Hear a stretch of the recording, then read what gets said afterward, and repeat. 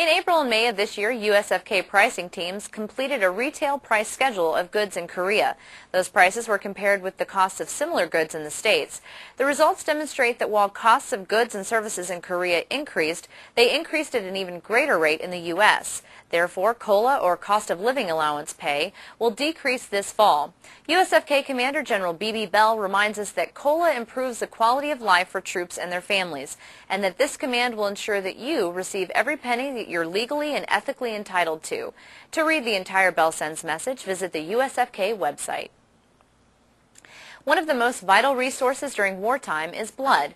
U.S. forces in Korea have access to large quantities of blood. However, in order to store it, it has to be frozen.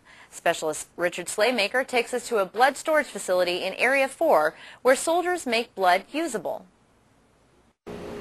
14,000 units of blood. Blood waiting to be supplied to hospitals peninsula-wide. And in order to do so, units have to go through a process called deglycerization.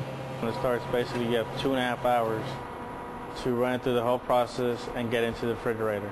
Once you take the blood out of the freezer, you bring it over to the table and you bag it and you set it in a water bath.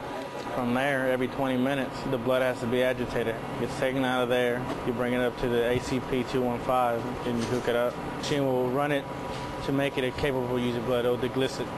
After 2 dilutions and 5 washes, the end result is a working, capable unit of blood. This is a job normally handled by the 16th Medical Logistics Battalion, but during UFL, the 440th Blood Supply Detachment and Professional Filler System, or PROFIS personnel, came all the way from the U.S. to join in the training. So that when they would need help, we would be able to be pretty proficient, just need a little brush up on it, and we'd be able to effectively do our job. I think it's good that we come over and do our training. Thanks to soldiers like PFC Puga, service members in Korea can rest easy knowing their blood supply is in good hands.